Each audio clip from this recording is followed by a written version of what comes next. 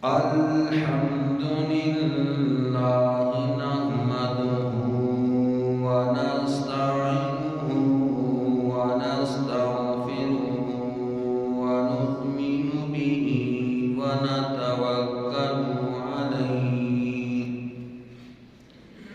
ونعوذ بالله من شرور أنفسنا ومن سيئات أعمالنا من يهده الله فلا مضل له ومن يضلله فلا هادي له ونشهد أن لا إله إلا الله وحده لا شريك له ونشهد أن سيدنا ومولانا محمدا عبده ورسوله أما بعد فأعوذ بالله من الشيطان الرجيم بسم الله الرحمن الرحيم وقالوا لولا أنزل عليه آيات من ربه قل إنما الآيات عند الله وإنما أنا نذير مبين صدقت يا رب العالمين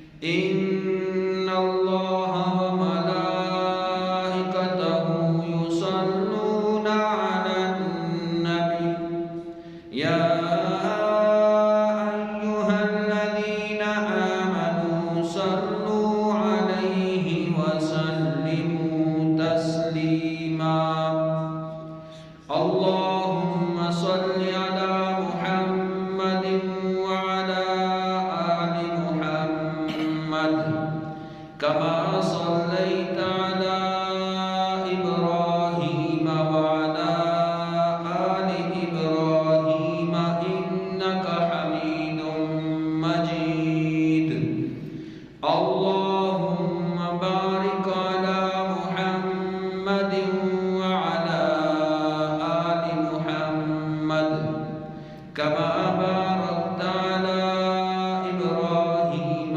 وعلى آل إبراهيم إنك حميد مجيد سبحان ربك رب العزة عما يصفون وسلام على المرسلين والحمد لله رب العالمين محترم موسیقی در سامعین، میرے بھائیوں، دوستوں، بزرگوں، آپ حضرات کے علم میں ہے پچھلے 5 جمعوں سے ایک موضوع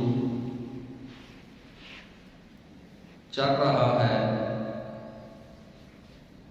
معجزہ کی حقیقت، کرامت کی اصلیت۔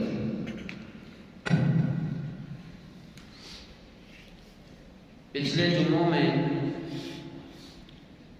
خطابات میں کافی حد تک بات سمجھانے کی کوشش کی گئی کہ اصل میں یہ 2 چیزیں، معجزات انبیاء علیہ السلام اور کرامات اولیاء علیہ الرحمہ، ان 2 چیزوں کو جب بیان کیا جاتا ہے، پڑھا جاتا ہے یا سنا جاتا ہے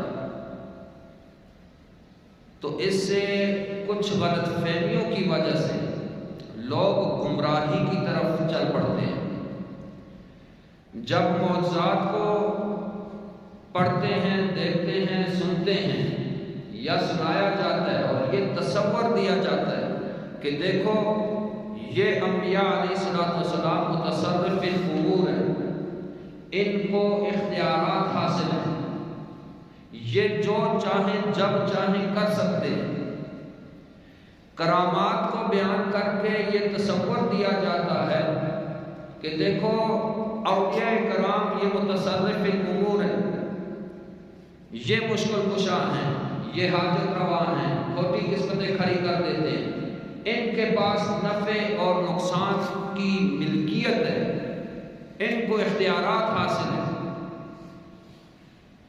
حالانکہ پچھلے جمعوں میں یہ بات واضح کی گئی ہے کہ کوئی معجزہ کسی نبی کے اختیار میں نہیں ہوتا، ظاہر تو نبی کے ہاتھ میں ہوگا لیکن اختیار اور تصور اللہ رب العزت کا ہوگا۔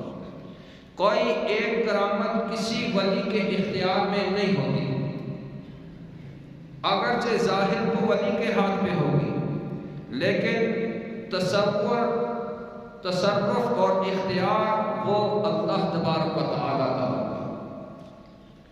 پچھلے جمعوں میں کئی مثالیں آپ کے سامنے بیان کی گئی، واقعہ معراج بالتفصیل آپ کے سامنے بیان کیا گیا۔ تو آپ علیہ السلام کے کوئی ایک معجزہ تو نہیں یا چند معجزے تو نہیں، آپ علیہ السلام کی تو زندگی کا ایک ایک لمحہ، ایک ایک گھڑی، ایک ایک ساتھ معجزہ ہی معجزہ ہے، لیکن صاحب عقل وہ سمجھ جاتا ہے کہ واقعی یہ اللہ کا سچا پیغمبر ہے۔ تو آپ علیہ السلام کے ان معجزات میں ایک یہ بھی معجزہ تھا، آپ تمام حضرات بخوبی واقف ہیں کہ جن جنگوں میں نبی علیہ السلام نے شرکت خود کی ہے اس کو غزوہ کہتے ہیں۔ 17 غزوات میں آپ علیہ السلام بنفس نفیس خود شریک ہوئے۔ ان غزوات میں ایک ہے غزوہ خندق، جس کو غزوہ احزاب بھی کہتے ہیں۔ غزوہ خندق کی تمام تاریخ میں ہر مسلمان پڑھ چکا ہے، علماء سے سن چکا ہے، یہ بڑی مشقت والی جنگ تھی۔ 3000 کا لشکر لے کے کفار مکمل مجموعی طور پر انہوں نے حملہ کیا تھا مدینہ منورہ پر، مدینہ منورہ۔ حضرت سلمان فارسی کے مشورے سے طے ہوا تھا خندق کھودی جائے۔ خندق معمولی خندق نہیں، یہ تو ہم آپ آسان لفظوں میں خندق کہہ دیتے ہیں، اب یہ کھودنے والوں کو پتہ ہے کہ کتنی بڑی مشقت۔ 3000 کا لشکر ہے، مدینے کو چاروں طرف سے آپ نے خندق کو کھودنا ہے، تو یہ کوئی اتنا آسان معاملہ نہیں۔ صحابہ کرام کی تعداد 1000 ہے، خندق کا کام شروع کیا۔ پھر یہ بھی یہاں پہ تو کوئی مزدوری کرتا ہے چند گھنٹوں کے لیے، اس کے چائے کا بندوبست کیا جاتا ہے، اس کے کھانے کا بندوبست کیا جاتا ہے، اس کو پانی کا بندوبست کیا جاتا ہے۔ یہ جو خندق کھود رہے ہیں، نہ تو کھانے کے لیے کچھ ہے، نہ پینے کے لیے کچھ ہے، نہ اور کوئی خاص ساز و سامان ہے، خندق کھود رہے ہیں۔ حتیٰ کہ نوبت یہاں تک آئی، صحابہ کرام آئے، اپنے دامن کو اٹھا کے آپ علیہ السلام کو دکھایا، اللہ کے پیغمبر بھوک کی وجہ سے ہم نے پیٹ پہ پتھر باندھ دیے۔ تو آپ علیہ السلام نے جب اپنا کرتا مبارک اٹھایا تو 2 پتھر باندھے۔ ایسے مشقت، بھوک کی یہ حالت، پیاس، کوئی خاص ساز و سامان نہیں، بالکل ٹوٹ چکے ہیں صحابہ کرام۔ اتنے میں حضرت جابر رضی اللہ تعالی عنہ آپ علیہ السلام کے پاس آئے، حضرت کوئی 5-6 افراد کا کھانا میرے پاس ہے، آپ اپنے پسند کے چند صحابہ کو لے کے آ جائیں۔ کیونکہ اس سے پہلے گھر جا کے پوچھا بیوی سے کچھ کھانے کو ہے؟ کہاں ہے؟ 1 سا جو 1 سا جو 1 سا تقریباً 4 کلو کا جو موجود ہے، اور ایک بکری کا چھوٹا سا بچہ ہمارے پاس موجود ہے۔ حضرت جابر رضی اللہ تعالیٰ عنہ نے بکری کے بچے کو ذبح کیا، اور بیوی نے جو پیس دیے اس کی بوٹیاں تیار کر دی، اور آ کے آپ علیہ السلام کو بتایا کہ چند ایک صحابہ 5-6 آدمی آ کے اتنا کھانا ہے ہمارے پاس، آ کے نوش فرما لیں۔ آپ علیہ السلام نے پورے لشکر میں اعلان کر دیا، آئیں۔ جابر رضی اللہ تعالیٰ عنہ انہوں نے دعوت کی ہے سارے لشکر کی۔ یہ پریشانی کے عالم میں دوڑ پڑے کہ پورے لشکر کا کھانا تو ہے، اور آپ علیہ السلام شاید میری بات کو سمجھے نہیں۔ دوڑتے ہوئے گئے اور اپنی بیوی کے پاس پہنچتے ہیں کہ مسئلہ تو خراب ہو گیا۔ کہا خیر ہے، کیوں تھکے ہوئے ہو، ہاں رہے ہو، کیا مسئلہ ہے؟ کہا خیر نہیں ہے۔ آپ علیہ السلام پورے لشکر کے ساتھ آ رہے ہیں، 1000 آدمی ہیں، اور ہمارے پاس بکری کا بچہ تھا 1 سا جو 4 کلو تقریباً۔ اب کیا ہوگا؟ کہا آپ نے اس وقت کی عورتیں بھی تو کیا عظیم عورتیں تھیں نا، کیا آپ نے نبی علیہ السلام کو بتا دیا کہ ہمارے پاس چند افراد کا کھانا ہے؟ کہا جی میں نے بتایا تھا۔ تو کہا پھر تو کیوں پریشان ہوتا ہے؟ جس نے باقیوں کو آپ نے تو نہیں کہا؟ کہا نہیں میں نے نہیں کہا، جس نے کہا ہے وہ جانے، اس کے مہمان جانے، آپ کیوں پریشان ہوتے ہیں؟ آپ علیہ السلام بمائے لشکر کے پہنچتے ہیں۔ حضرت جابر رضی اللہ تعالیٰ عنہ نے گوندا ہوا آٹا سامنے رکھ دیا۔ آپ علیہ السلام نے فرمایا کہ ایک اور آس پاس سے عورت روٹیاں پکانے والی بلا لو، اور سالن بیوی کو کہو کہ ڈال ڈال کے دیتی جائے، روٹیاں پکتی جائے، صحابہ کھاتے رہے۔ 1000 کا لشکر اچھی طرح سیر ہو کے چلا گیا۔ حضرت جابر رضی اللہ تعالیٰ عنہ فرماتے ہیں واللہ جتنا آٹا تھا وہی موجود، جتنا سالن پکایا تھا وہ باقی بچ بھی گیا۔ آپ علیہ السلام کے کیا کہنے، آپ کے معجزات کوئی اکا دکا ہو آدمی کہہ کے چلو بے شمار۔ اب یہ معجزے کو بیان کر کے تصور یہ دیا جاتا ہے کہ دیکھو برکات دہندہ وہ آپ علیہ السلام ہے، کھانوں میں برکت ڈالنا، گھروں میں برکت ڈالنا، زندگیوں میں برکت دینا، یہ آپ علیہ السلام کے اختیار میں ہے۔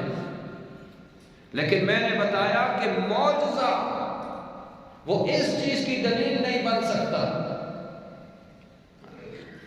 یہ ایک رخ تو بتا دیا، پھر آگے بھی تو پڑھی لکھی عوام ہوتی ہے، وہ بھی سر ہلاتے ہیں واقعی یہ مسئلہ ہے جو صریح قرآن و حدیث کے خلاف ہے۔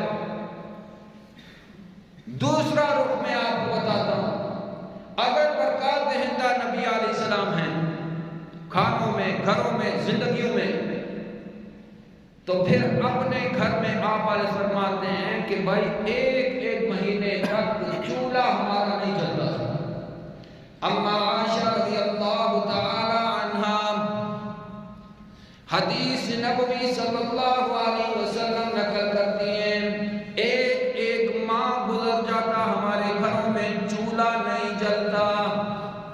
اما عائشہ رضی اللہ تعالی عنہا فرماتی ہیں واللہ کبھی بھی ہم نے 2 وقت کا کھانا پیٹ بھر کے نہیں کھایا۔ 2 وقت کا دوپہر رات پیٹ بھر کے کبھی نہیں کھایا۔ اگر آپ علیہ السلام برکات دہندہ ہوتے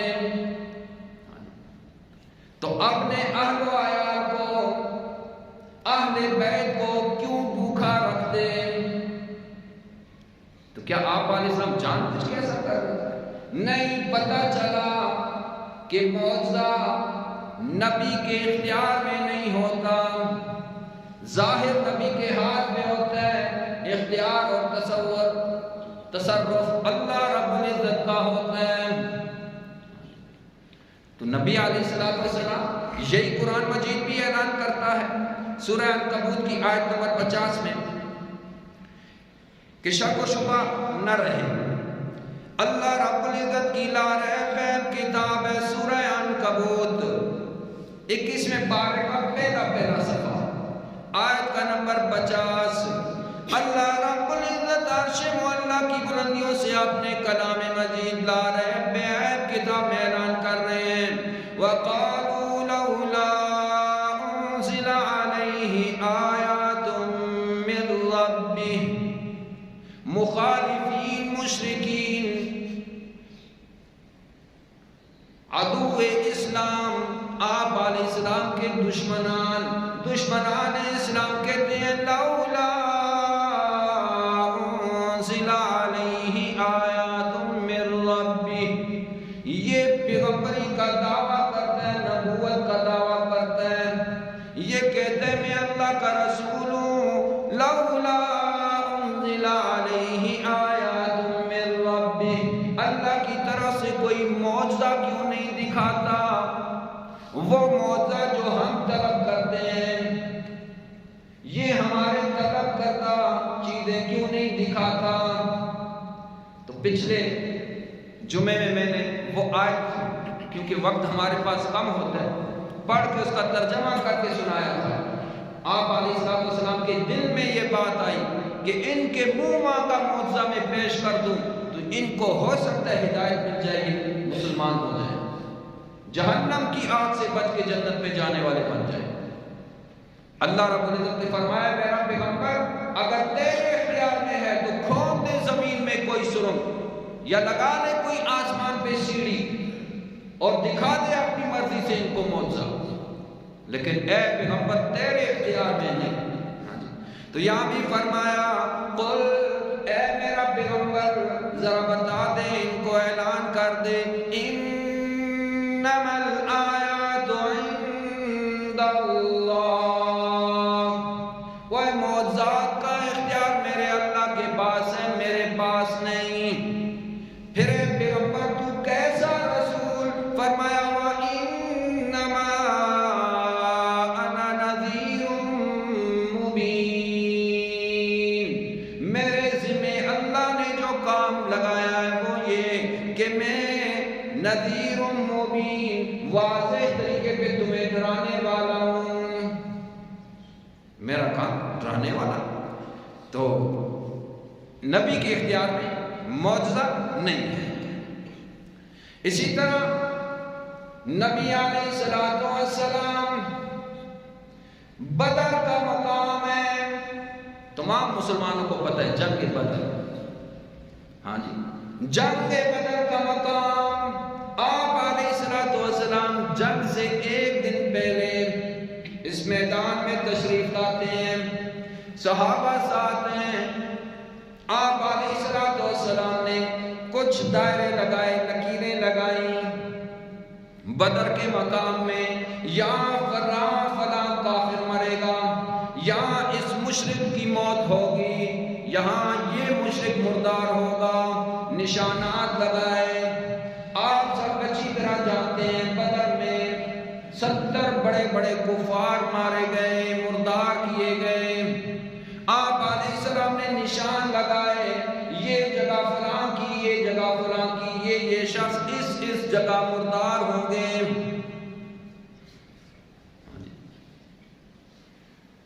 اور جب دوسرے دن جنگ ہوتی ہے،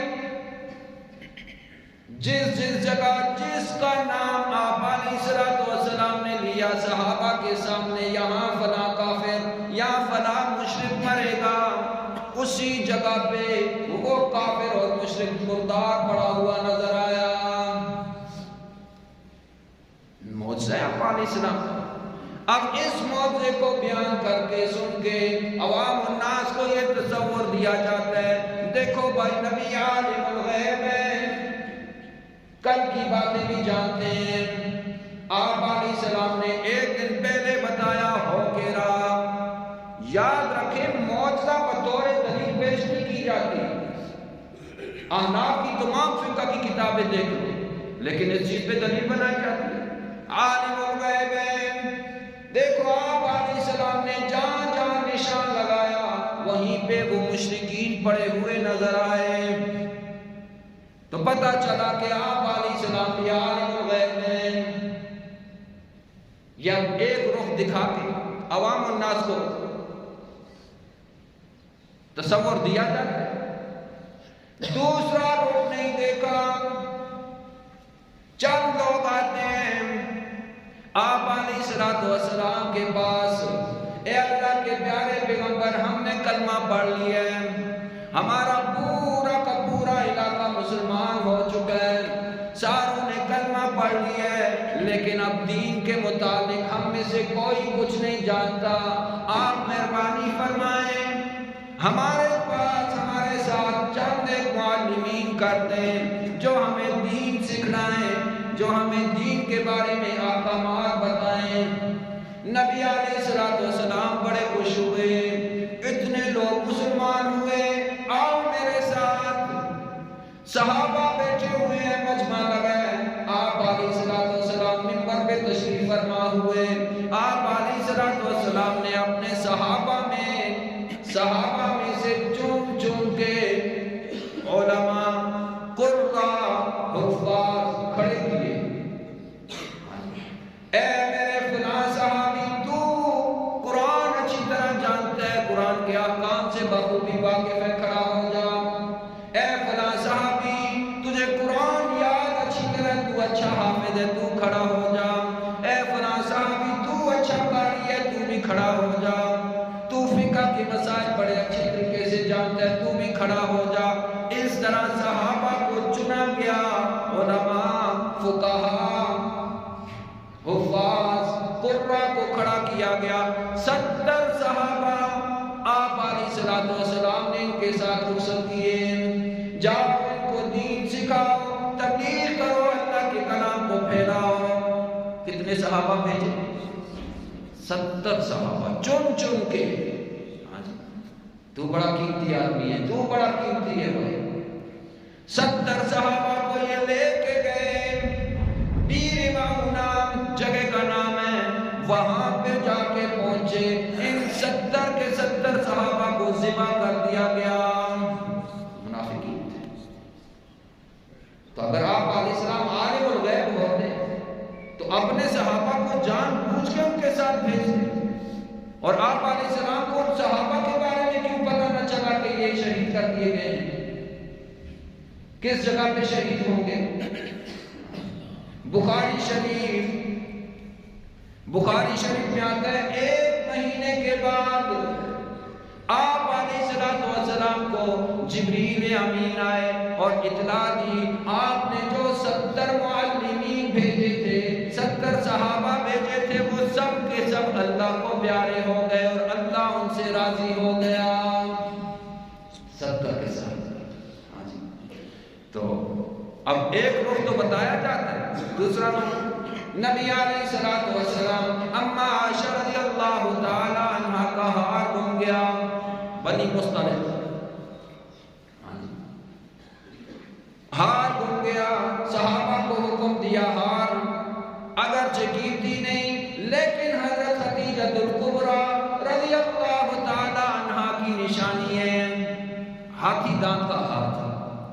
ڈھونڈو کہیں گرا ہوگا, سارے کے سارے صحابہ ہار کو ڈھونڈ رہے ہیں, ہار نہیں ملا. آپ حتیٰ کہ یہاں تک نوبت آئی حضرت ابوبکر صدیق رضی اللہ تعالی عنہ بڑے غصے میں آپ علیہ السلام کے خیمے میں داخل ہوئے. اما عائشہ ابوبکر صدیق رضی اللہ تعالی عنہ کی بیٹی ہے کہ میں جاؤں اور بیٹی کو خوب ڈانٹوں. بڑے غصے میں آئے. کیا دیکھتے ہیں آپ علیہ السلام اما عائشہ کی گود میں سر مبارک رکھے آرام کر رہے ہیں. صدیق اکبر رضی اللہ تعالی عنہ ٹھہر گئے. دل میں سوچا ہوگا اما عائشہ کی بڑی قسمت والی ہے, اور آگے حدیث شریف میں آتا ہے کہ یہ انگوٹھا ان کی کوکھ میں اپنی بیٹی کے لیے، تیری وجہ سے آج مسلمانوں کی عصر کی نماز قضا ہونے کو ہے، اپنی چیزوں کا خیال نہیں رکھتے۔ تو اور تو نہیں کہ آپ علیہ السلام آرام فرما رہے ہیں، ان کے آرام میں خلل نہ پڑ جائے، تو غصے کی اپنے اظہار کو اس طرح انہوں نے ظاہر کیا، تیری وجہ سے ہار نہیں ملا۔ تو اگر آپ علیہ السلام عالم الغیب ہوتے، ہار نہ ہوتے۔ اما عائشہ رضی اللہ تعالی عنہا کی تہمت والا واقعہ جو سورہ نور میں پوری 18 آیتیں نازل ہوئیں، 1 مہینے تک آپ علیہ السلام کس پریشانی میں رہے، پھر جب پاکیزگی اللہ کی طرف سے نازل ہوئی تو آپ علیہ السلام اما عائشہ رضی اللہ تعالی عنہا سے پوچھا گیا دنیا میں سب سے غمگین دن آپ کا کون سا تھا؟ اما عائشہ رضی اللہ تعالی عنہا فرماتی ہیں جس دن نبی علیہ السلام آئے، میں اپنے ماں باپ کے گھر میں تھی، میکے میں تھی، نبی علیہ السلام نے مجھے بلایا اور مجھ سے سوال کیا اما عائشہ سچ سچ بتا کہ قصہ کیا ہے؟ یہ دن میرے لیے سب سے غمگین کہ میرا آقا محمد عربی صلی اللہ علیہ وسلم مجھ سے پوچھ رہا ہے، مجھ پہ اعتبار نہیں رہا۔ تو آپ علیہ السلام ایک رخ تو دکھایا جاتا ہے لیکن دوسرا رخ نہیں دکھایا جاتا۔ معجزات کی تعداد میں نے آپ کو بتایا کوئی 1-2 ہو تو انسان اس کو بیان کر لے، یہ تو اگر بیان کرتا رہے آدمی پوری زندگی ختم ہو سکتی ہے، آپ علیہ السلام کے معجزات ختم نہیں ہو سکتے۔ امام نووی رحمہ اللہ رحمۃ واسعہ شرح مسلم میں فرماتے ہیں کہ آپ علیہ السلام کے جو بالکل واضح معجزات ہیں 1200 ان کی تعداد ہے، اور بعض علماء نے 3000 معجزات نقل کیے ہیں آپ علیہ السلام کے۔ کتنے؟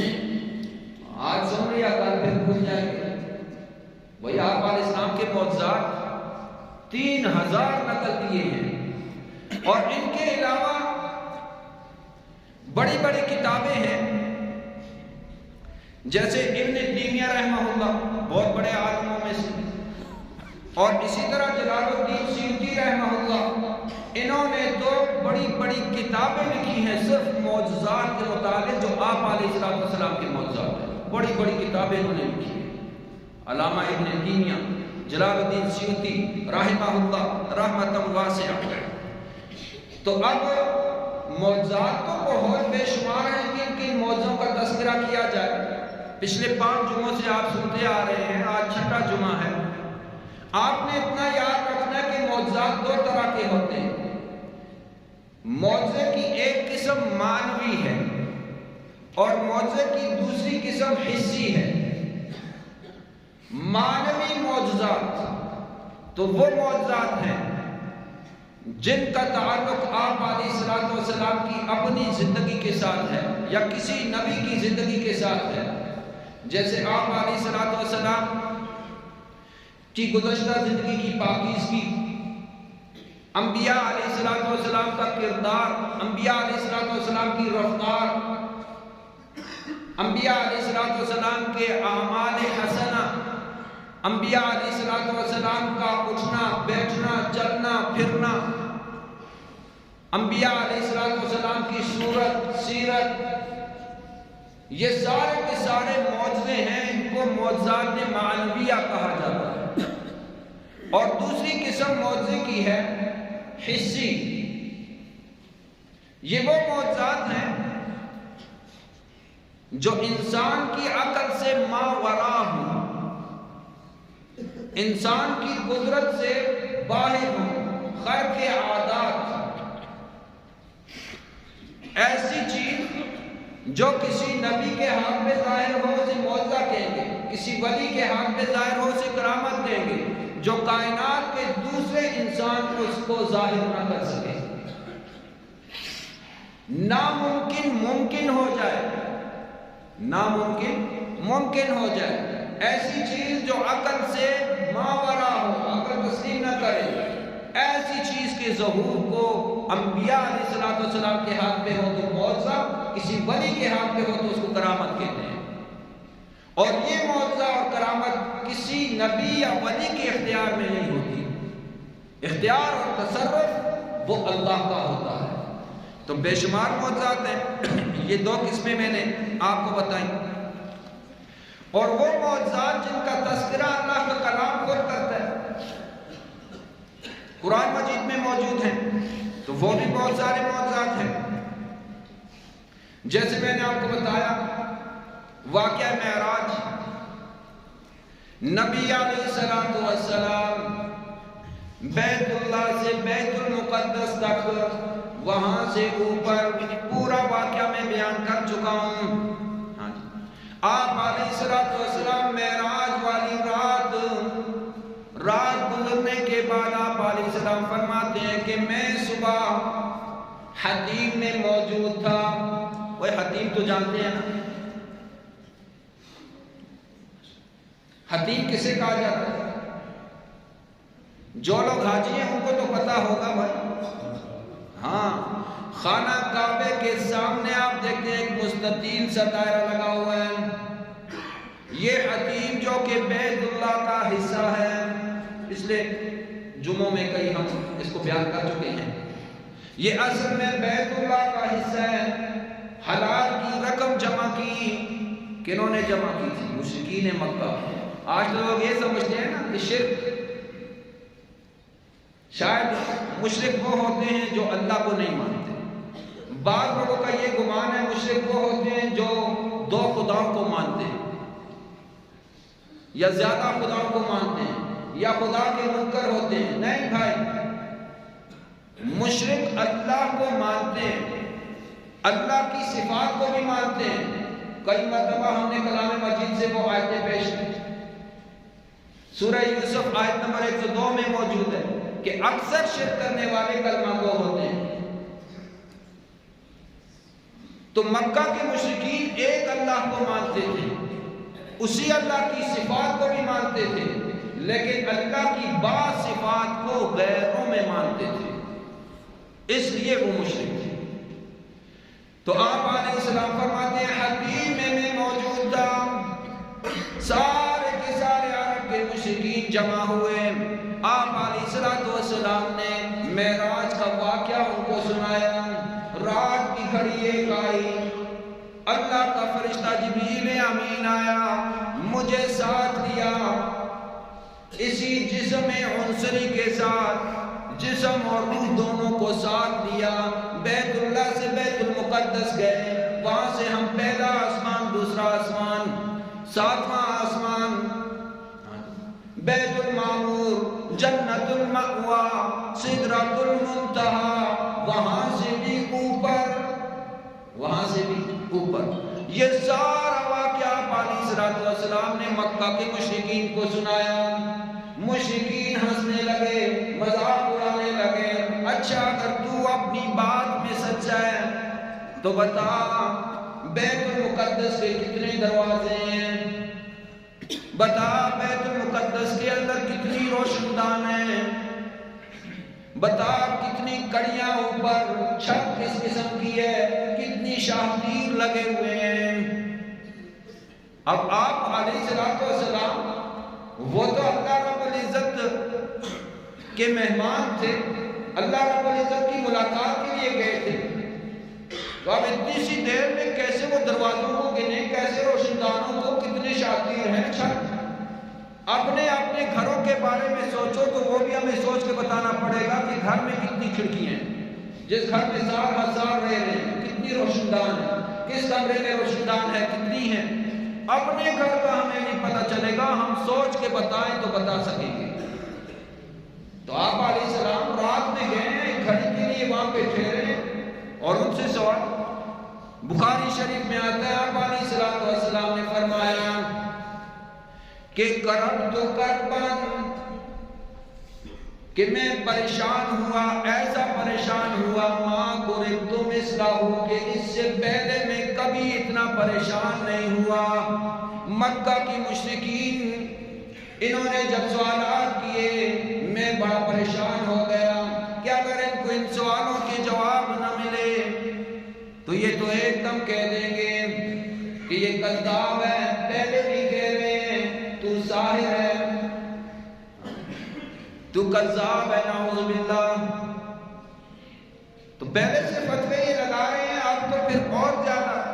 کہا کہ اتنا پریشان اس سے پہلے میں کبھی نہیں ہوا جتنا کہ آج مکہ کے مشرکین کے سوالوں کی وجہ سے میں پریشان ہوا. تو جو عالم الغیب ہوتا ہے وہ پریشان ہوتا ہے، ہاں جی، اس کے سامنے تو پوری دنیا ہے، پھر وہ ایک لمحہ.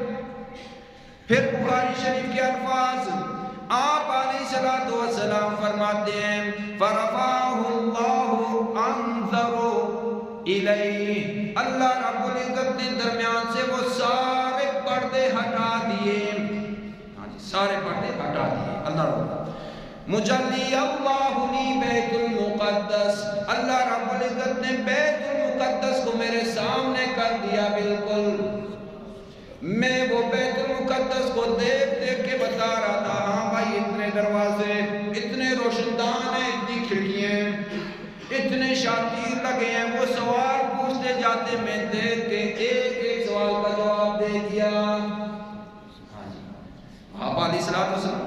تو اس معجزے کا ذکر بھی اللہ پاک نے کلام میں کیا ہے. سبحان الذی اسری بعبدہ لیلا من المسجد الحرام الى المسجد الاقصى،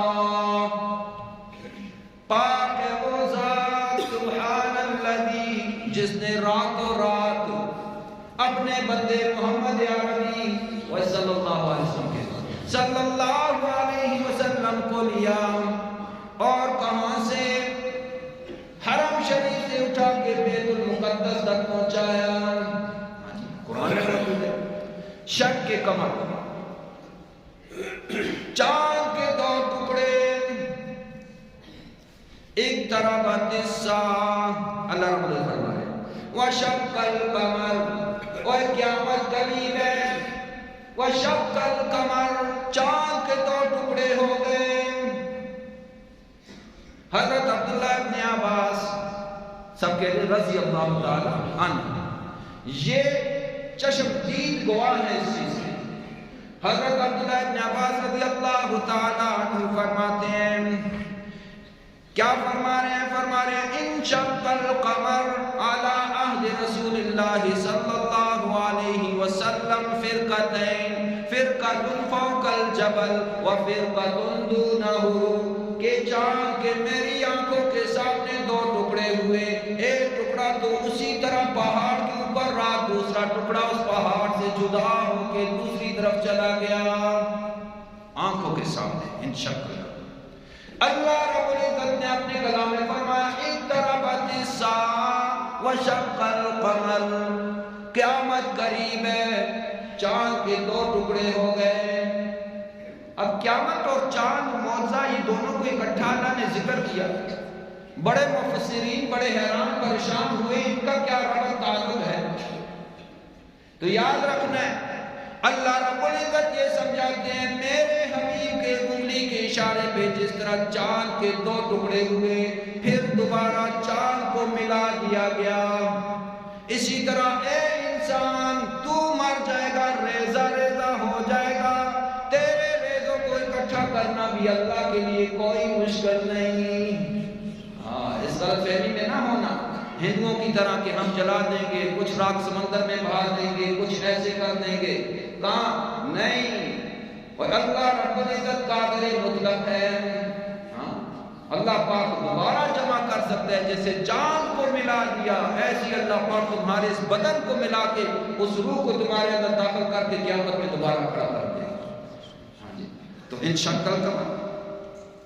دیگر بھی بہت سارے قرآن کے اندر معجزات کا تذکرہ ہے. شرح صدر نبی علیہ السلام، وہ تو اکثر مسلمان جانتے ہیں، آپ علیہ السلام کی سیرت پڑھی ہوئی ہے کہ 4 مرتبہ آپ علیہ السلام کے سینے کو چاک کر اور دل کو آب زمزم کے ساتھ دھویا گیا ہے. تو شرح صدر یا تو یہی معنی ہے کہ آپریشن کیا گیا، دل کو صاف کیا گیا، یا معنوی طور پر کہ آپ کے دل کے اندر اللہ رب العزت نے نورانی روحانیات کو بھر دیا. شرح صدر یہ بھی آپ علیہ السلام کا معجزہ ہے. تو دعا فرمائیں اللہ رب العزت ہم سب کو قرآن کے مطابق قرآن کو سمجھنے اور پھر قرآن پر عمل کرنے کی توفیق عطا فرمائے۔ وآخر دعوانا ان الحمدللہ رب العالمین۔ جن حضرات نے سنت نہیں ادا کی وہ سنت ادا کر لیں۔